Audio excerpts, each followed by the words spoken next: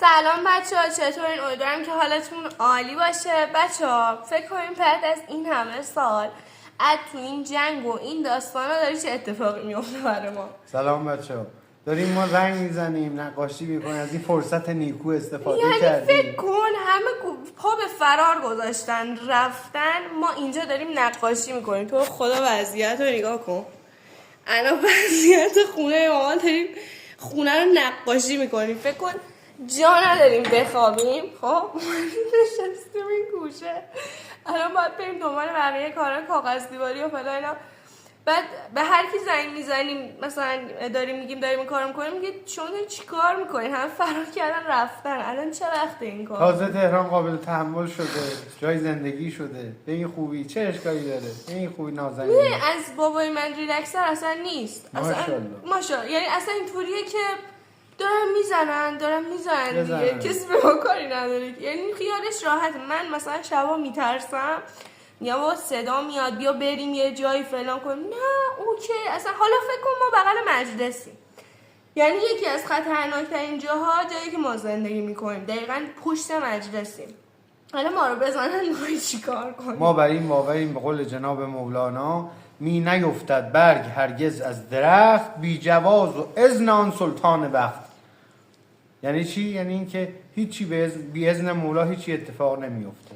خدا اتفاقی نمیفته. ما میتونیم به بقیه کارامون برسیم. ولی خدایی من حرفی که به بابام زدم، بگو چی بهت گفتم ما با هم دیگه که باشیم، خب اصلا هر چی که بشه، یعنی با هم دیگه میریم تو پناهگاه فوقش. پناهگاه چی همینجا و اصلا میگیم میخندیم، یعنی فقط کنار هم باشیم که اگر اتفاقی افتاد مثلا برای جفتمون بیفته، خب و اینکه جدا از هم نباشیم. بعد دیگه اصلا بقیه‌شو سپردیم به خدا و اینکه حالا هر چی هم شد دیگه میشه، یعنی چه نگران باشیم چه نه که این اتفاق میفته. شاید الان بگین چرا نمیرین جایی؟ خب واقعا جایی رو نداریم که الان بخوایم بریم و مجبوریم که الان نمیرفتیم. آره بعد بچه‌ها میدونین این داستان خونه هم که بهتون دارم میگم، ما شروع کرده بودیم این اتفاق افتاد.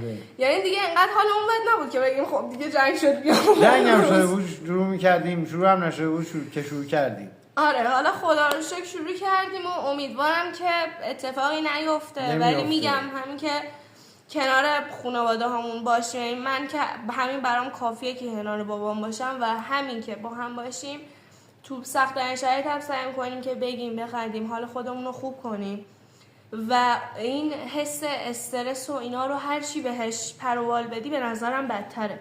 یه ذره باید ریلکس باش. میدونم الان خیلی اتفاقات بدی داره میفته، خیلی سخته، خیلی آسیب دیدن و این داستانا، ولی دیگه بخواد بیفته میفته.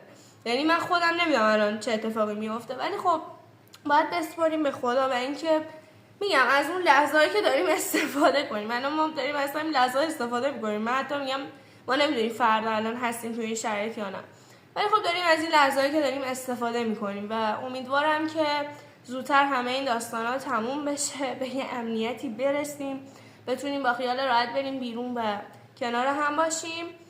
و اینکه حالا کارهای خونه هم که تموم شد بهتون نشون میدم. همه خونه رو الان خونه واقعاً نابوده بچه‌ها و هنوز رنگ و کاغذ دیواری اینا مونده، خونه هنوز نابوده. ولی کارهای خونه که تموم بشه خونه رو بهتون نشون میدم. ولی اون یه ولاگ دیگه است، کلا اون یه ولاگ دیگه است که من میخوام براتون بگیرم، کل بازسازی خونه اینا رو تو اون بهتون نشون میدم. اینو فقط گرفتم که یه ذره از این وضعیتی که داریم براتون تعریف کنم و یه خدافظی بکنم با بچه‌ها. از اینجا خداحافظی میکنم و میگم که زمانه بر سر جنگ است یا علی مددی، مدد ز غیر تو ننگ است یا علی مددی. ان شاءالله مولا همتون رو کمک کنه. به امید دیدار. یا علی، خداحافظ. یا علی، یا علی.